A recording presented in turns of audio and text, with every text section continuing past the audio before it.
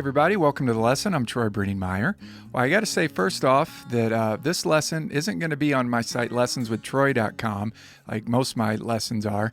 It's actually going to be on my other site. For some of you who may not know, I have two websites. I have lessonswithtroy.com, and I also have onlinelessonvideos.com. And what online lesson videos is it's lots of different teachers teaching lots of different instruments.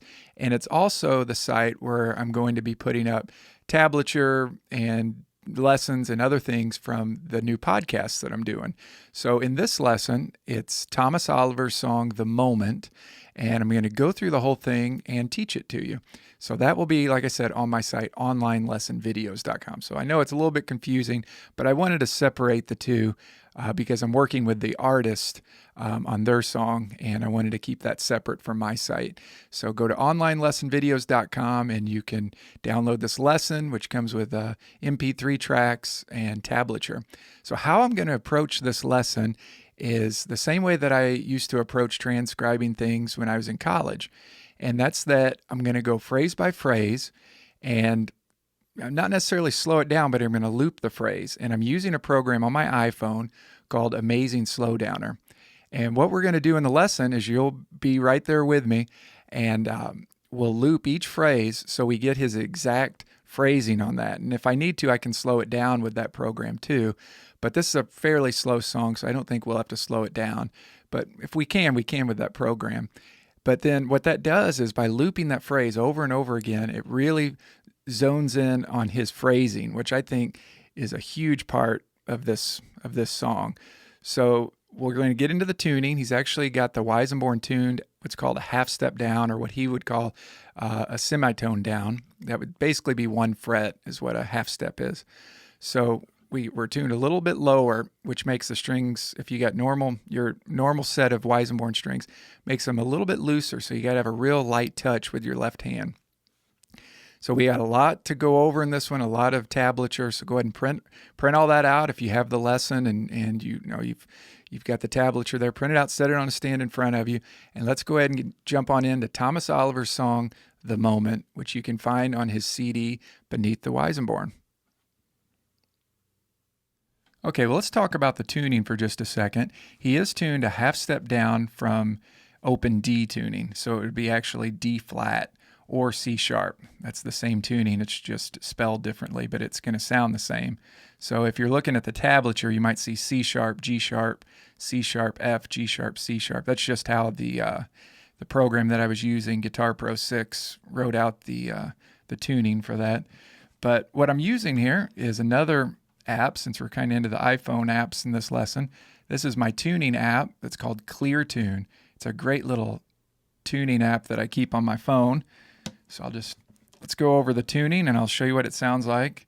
And hopefully I'm still pretty close. Now also, if you notice, I'm using finger picks on this one. And in what Thomas Oliver mentioned in the podcast is he actually uses acrylic nails on his fingers. But me coming from a dobro world, I'm real used to the finger picks. But I do have to kind of lighten up my pick, not pick as hard as what I would on a dobro. So there's our first note. It's going to be a C sharp. Now what you can do is you can get the harmonic on your 12th fret there, and it might make that note on your tuner show up a little clear. Sometimes it wants to bounce around doing that open. That's C sharp or D flat, however you want to think of it. Okay, then our 5th string is going to be a G sharp or an A flat.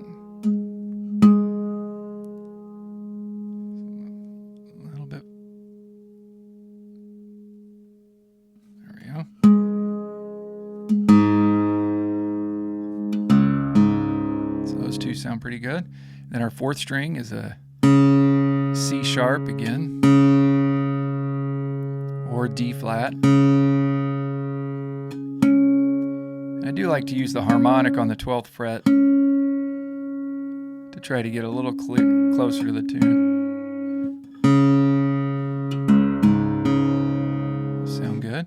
And then our 3rd string is going to be an F, so F natural.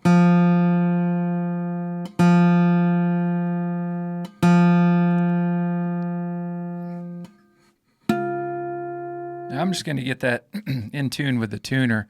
But if you wanted to temper that, because that is the third of your chord, it's not only the third string, but it's actually the third of the chord, the major third.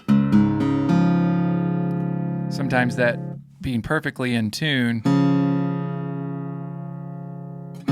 here's what it would sound like. Just lower just a little bit to temper it. But let me tune it back up. Because most of you will probably just follow the tuner.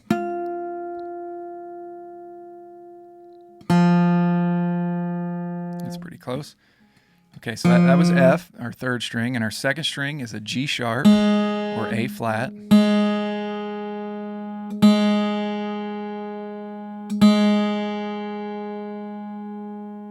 Just keep in mind, those are the same notes. G sharp and A flat are the exact same notes. They're just spelled differently, but they sound exactly the same. And then the last one is another C sharp.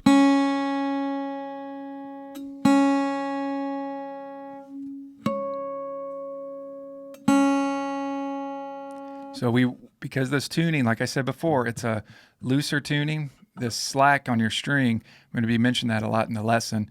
You really want a light hand, so you don't want to bear down on the strings. You're easily going to push them out of tune. So you have really got to have a light touch with your left hand. Okay, let's go ahead and move on. Okay, so just to kind of simplify this tune, it really has three parts to it, we're going to say. Now, different parts may repeat, but you kind of have an A section, a B section, and a C section, or what he mentioned, a verse, a chorus, and a bridge.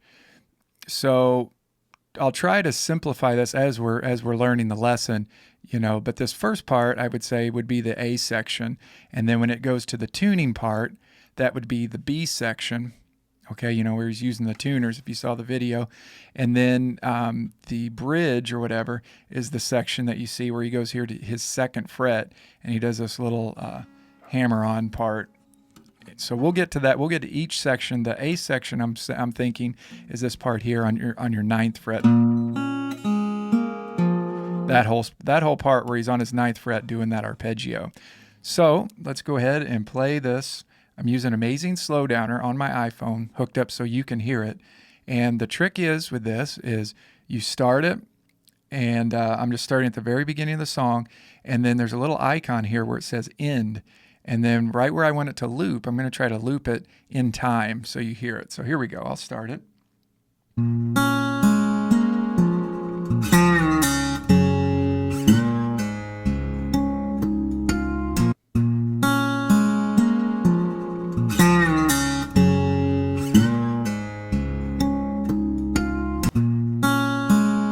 Okay, you hear that? So I can stop it and start it however I want. So let's just listen to that for a second, just kind of get that groove down in our head.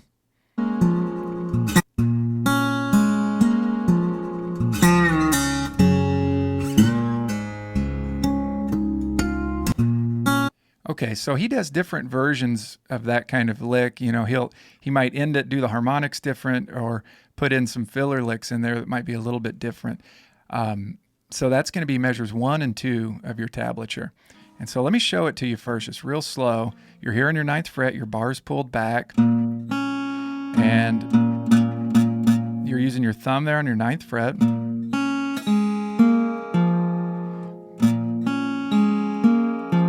Now, there's different ways for your right hand fingering on this. Now, Thomas didn't write in the fingering, and I didn't either. So this will be real important in the lesson if you are curious about what fingering I'm using.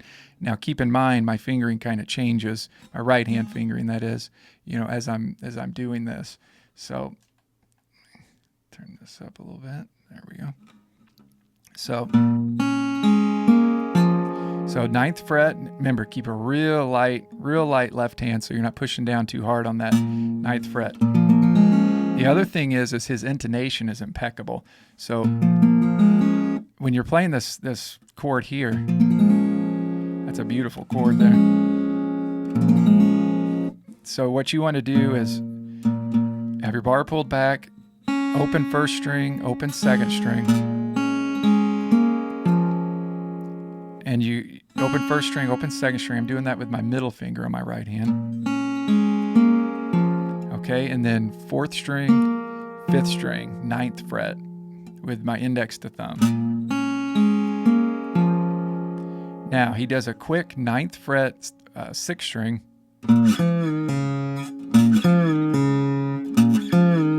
Okay, and then the trick is right after you do that 9th fret 6th string,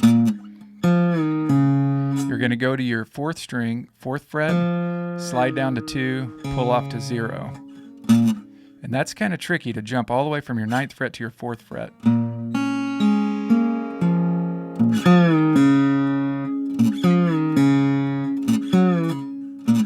So I'd say take that slow at first, 9, and then tilt your bar up, 4, 2, pull off to 0. And then you go pull your bar all the way back to your 6th string, 5th fret. Right? And then you're playing your open 4th string. This is measure 2 of your tablature too. And then you're going to do a quick hammer on to a pull off. 0 2 0 to an open 6th string. Okay? And then he does this harmonic part.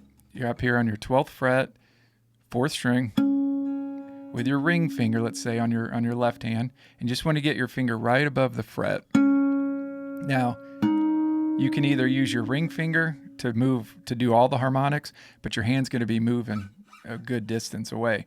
Or you could reach with your little finger, your pinky finger, on your 5th string, 7th fret, okay, to get that 7th fret harmonic, and then on your 5th string, and then you get a 12th fret harmonic on your 3rd string.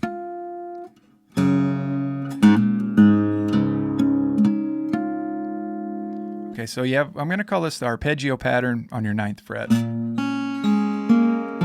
And it does change sometimes, so he does it a couple different ways. And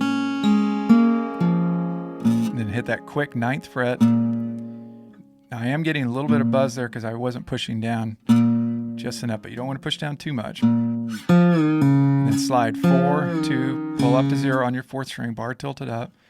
Then have your bar back on your 5th fret, open 4th string. And then with your index finger on your 5th string, do hammer on 0, 2, pull up to 0, open 6th string, and then the harmonic part. So now we try to get this phrasing down.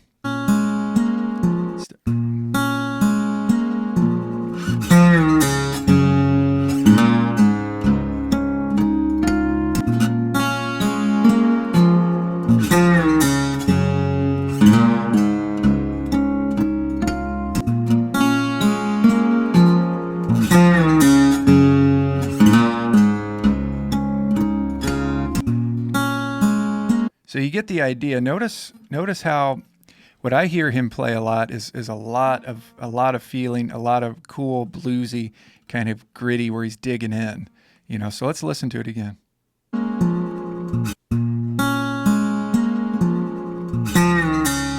Just like that 4th fret down to 2. Notice how hard he hits that.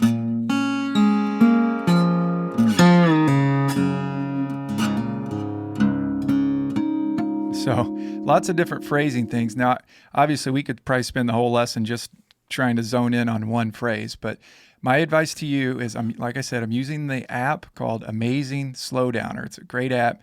Get that, do just like I was doing, and loop each phrase, because you're going to want to do that for hours, honestly. If you really want to dig in and listen really close and try to get that phrasing that he's doing on each section. Okay, so then if we move on to the next section, what we want to do is I'm just going to move my ending point way up, and I'm going to hit play again.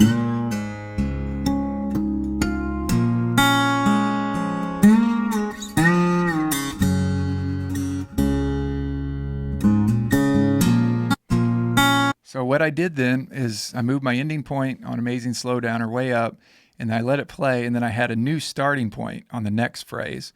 So that would be measures 3 and 4. That's what I looped there. So you can hear it here.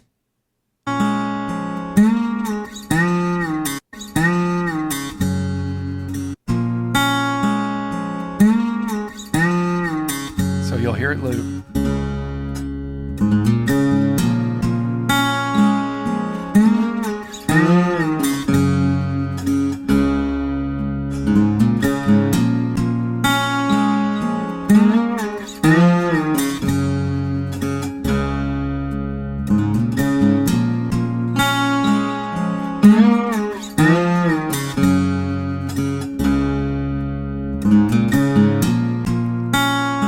Okay, so that's what that next phrase sounds like. That'd be measures 3 and 4. Same thing. We're doing the 9th fret arpeggio pattern, but here he changes it up a little bit. 9th fret, 6th string, and then open 1st, open 2nd, open 3rd. Okay? Now, then you do a quick slide 7 to 9, back to 7 on your 4th string with your thumb. So as that's ringing out, this is a good test of your intonation because all these are ringing out. That's what he says at the tab, let ring throughout. That means just all those open strings are just kind of ringing out. So do that slide real slow with those strings ringing out.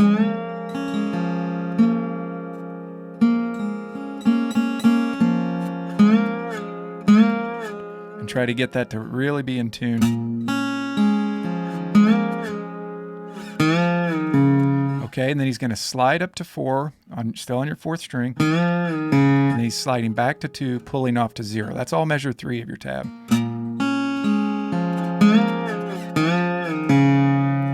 So that's the rhythm on that.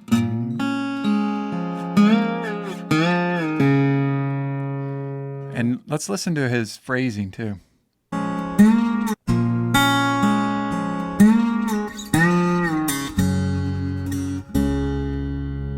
Now, what I'm hearing too is he had mentioned in the podcast how he gets that bass sound, using the pickup and getting that bass. And as I'm listening through headphones, I can really hear a difference in my bass right there and the bass that he's getting. It sounds really big and full.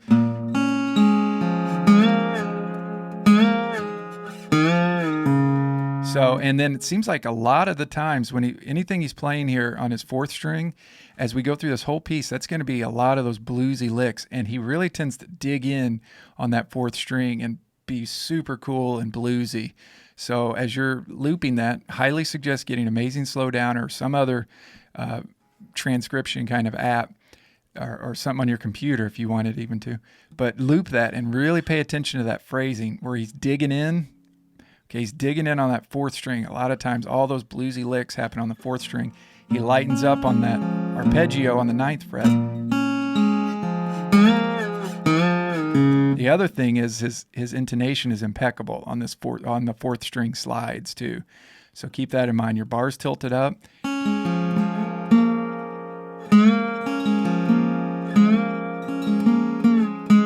So my suggestion is if you're having trouble with your intonation, just let those top 3 strings ring out and then just slowly slide up from 7 to 9 till you get that same thing 2 to 4.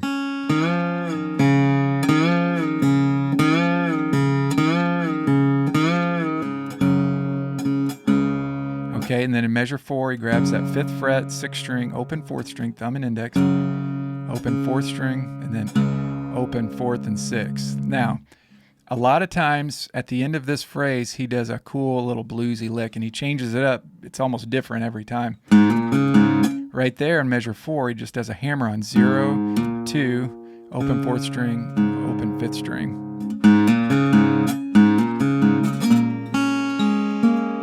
Okay, so we've got a lot to learn in this one. Let's keep going on it.